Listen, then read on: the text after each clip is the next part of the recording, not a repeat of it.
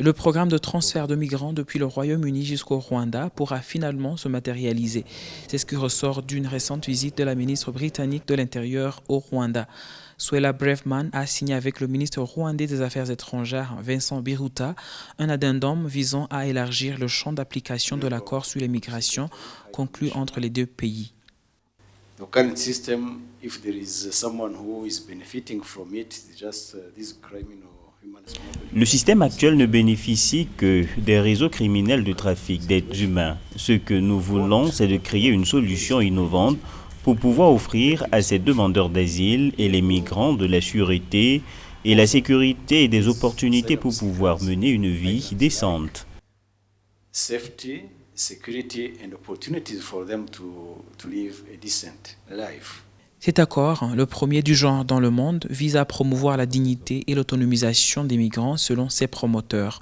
Il est présenté par les responsables rwandais et britanniques comme une approche innovante et audacieuse qui pourrait révolutionner un système d'immigration mondial défaillant. We had a very strong victory in the High Court in England at the end of last year. Nous avons eu une grande victoire à la Cour suprême à la fin de l'année passée. Les juges de haut rang ont déclaré avec force et autorité que le partenariat était légal, qu'il respectait les droits de l'homme et les obligations internationales, que le Rwanda était un pays sûr. Nous sommes maintenant devant la Cour d'appel. Une audience aura lieu le mois prochain et nous attendons le verdict des juges. Je ne vais pas anticiper la décision de la justice, mais si nous obtenons gain de cause, nous envisageons de mettre en œuvre la substance de notre accord aussi rapidement que possible.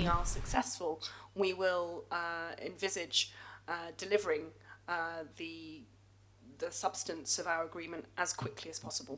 Le Rwanda et le Royaume-Uni ont pour la première fois signé le partenariat pour la migration et le développement économique en avril 2022 afin de permettre aux migrants et aux demandeurs d'asile qui se trouvaient illégalement au Royaume-Uni d'être transférés au Rwanda.